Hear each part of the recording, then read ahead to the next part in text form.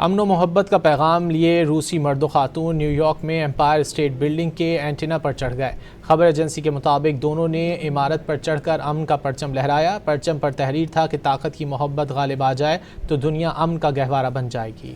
امن و محبت کا پیغام لیے روسی مرد و خاتون نیو یارک میں امپائر اسٹیٹ بلڈنگ کے اینٹینا پر چڑھ گئے۔ خبر ایجنسی کے مطابق دونوں نے عمارت پر چڑھ کر امن کا پرچم لہرایا۔ پرچم پر تحریر تھا کہ طاقت کی محبت غالب آ جائے تو دنیا امن کا گہوارہ بن جائے گی۔